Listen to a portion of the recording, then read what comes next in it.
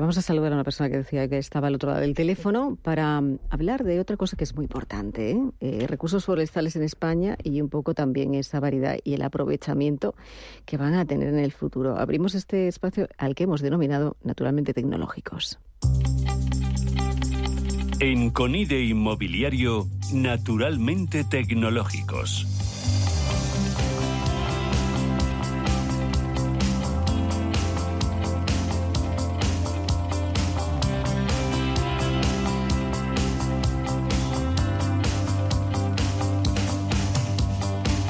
Los sistemas constructivos que fabrica Lignum Tech, compañía perteneciente a la corporación Vía Ágora, son naturalmente tecnológicos y se han propuesto transformar el inmobiliario con soluciones industrializadas que ponen el foco en la economía circular y la descarbonización, mejorando los procesos en el sector de la edificación. Descubramos cómo la madera revoluciona la industria.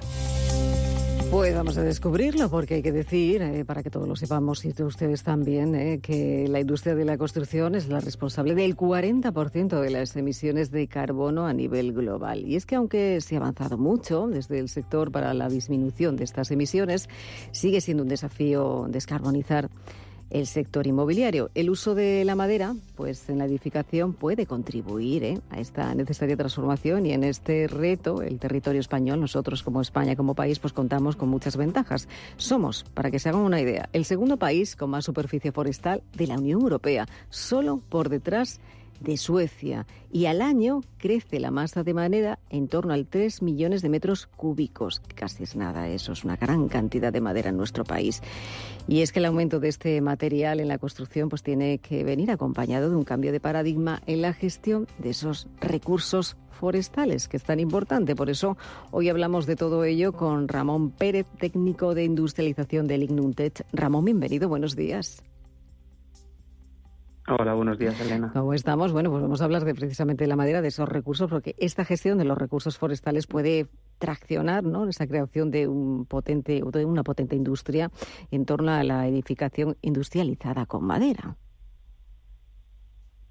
Sí, así es. Yo creo que el sector forestal y el sector inmobiliario pueden ser sectores, y actualmente lo son, o tienen posibilidad de serlo mucho más, sinérgicos y simbióticos. A día de hoy la construcción con madera en España para el sector inmobiliario, para edificios, es incipiente, todavía está empezando, ¿vale? Hay mucho que subir todavía. Pero sí que es verdad que desde hace unos años se está empezando a ver un cambio de paradigma, y ya no es tan raro ver un edificio que se desarrolla en altura planteado con estructura de madera. Desde luego que es una cosa que se va a ver cada vez más y más. En Europa se está viendo ya, en otros países donde aquí digamos que la construcción con madera tiene más tradición que aquí, ya se está viendo más, pero vamos, en España esto acaba de arrancar. Ramón, es que, claro, atendiendo a los datos, hay solo el 20% de esa superficie forestal cuenta con instrumentos para su buena gestión, pero ¿a qué crees que se debe esto? ¿Por qué tan solo un 20% de esa superficie? Pues mira, aquí hay varios factores. Yo creo que el primero y más importante es la despoblación del medio rural. Sin personas cerca del monte, nadie se ocupa del monte, ¿vale? Luego también hay que tener en cuenta la repartición que hay de la superficie forestal de España, que podremos decir que el 70% es privada y el 30% es pública. Entonces, a eso hay que añadirle que la propiedad privada de los montes está muy atomizada, ¿vale? Nadie quiere pagar por un proyecto de ordenación para su monte si su monte tiene 3 hectáreas de superficie, que es, para que te hagas una idea, la superficie media de un monte en Castilla y León, por ejemplo, ¿vale? De un monte privado. No resulta práctico ni rentable.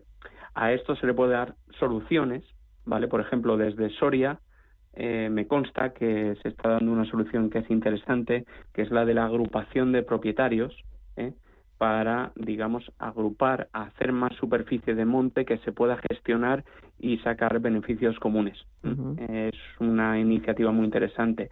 Otra iniciativa también es poner, digamos, sin perder la titularidad privada, poner a disposición de los recursos públicos de gestión los montes privados para que se ocupen de su gestión. Es otra posible solución interesante. Ramón, ¿cómo se realiza, por ejemplo, este aprovechamiento, ¿no?, de estos recursos para que todos lo sepamos? Bueno, normalmente se parte de un proyecto de ordenación de montes, que es que es el plan que delimita las actuaciones que se hacen para conservar el monte y para extraer de él lo que él se necesita de acuerdo con lo establecido con su propietario y con los intereses generales que de él se derivan.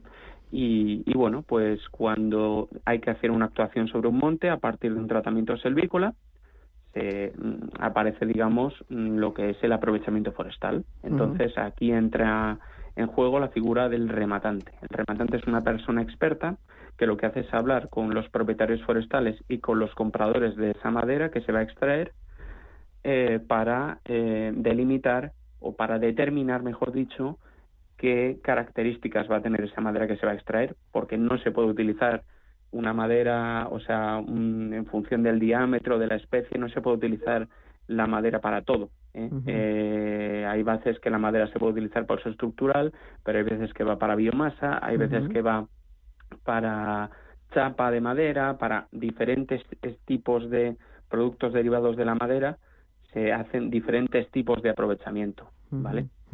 Entonces, bueno, pues ahí está un poco la complejidad del asunto. Claro, nos fijamos en ese uso estructural del que hablabas, uno de los usos. ¿Cuáles son las maderas de esas especies que tenemos, ¿no?, en nuestro país, en nuestros montes? ¿Cuáles son son óptimas esas maderas o cuáles son para ese uso estructural? Bueno, fíjate, más que óptimas yo diría aptas, ¿vale? Normalmente la madera es un material muy heterogéneo y como es heterogéneo existe la necesidad de simplificar sus propiedades, o sea, de simplificar, digamos, sus características mecánicas para poder ser utilizadas, por ejemplo, para uso estructural, ¿vale? Entonces, lo que se suele hacer es una serie de ensayos a partir de una especie y de una procedencia determinada para determinar unas propiedades mecánicas. Unos ensayos que suelen ser rompiendo ensayos destructivos, rompiendo vigas, rompiendo elementos de acuerdo a una normativa preestablecida.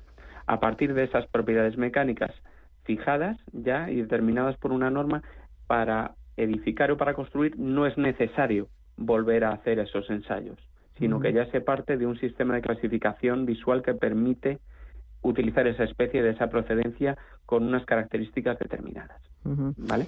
Entonces, a este respecto, en España tenemos básicamente los 4 de las 7 especies de pino que crecen en España.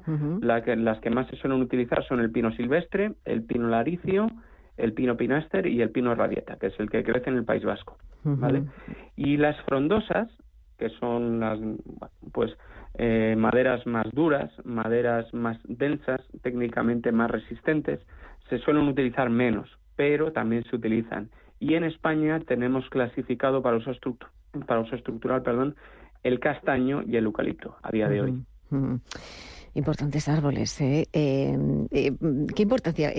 Porque ahora estaba, como tengo a los invitados aquí, estaba Susana diciendo, estaba todo el tiempo diciendo, pues sí, es verdad, la madera. Antes de que te dé paso, Susana, quiero preguntarle una última pregunta a nuestro invitado y ahora hablas, porque tenemos poquito tiempo, pero claro, hablamos de estas especies, hablamos de la madera, hablamos de que somos uno de los productores, ¿no?, de madera en España más importantes, o sea, del mundo, es decir, en España nos encontramos aquí, pero ¿qué importancia, para que todo el mundo lo sepa, tiene la madera como material estructural frente, por ejemplo, a otros materiales dentro de esa construcción tradicional, Ramón? Bueno, para mí construcción tradicional es la madera, porque hasta el siglo XX lo ha sido, pero quitando eso, estableciendo construcción tradicional como la construcción desde el siglo XX, que en la que se ha priorizado el material, sobre todo el hormigón armado y también el acero en edificación, pues bueno, a día de hoy creo que la madera va a tener una importancia cada vez más capital, sobre todo porque con las nuevas directivas y las nuevas estrategias y las nuevas políticas, las normas técnicas van a ir enfocadas a ser cada vez más exigentes a nivel medioambiental, a nivel de emisiones, sobre todo, a nivel de huella de carbono. Y frente a eso y a igualdad de prestaciones técnicas, la madera va a cobrar mucho más protagonismo del que tiene actualmente. Entonces, cada vez se van a ver más edificios en madera, estoy convencido.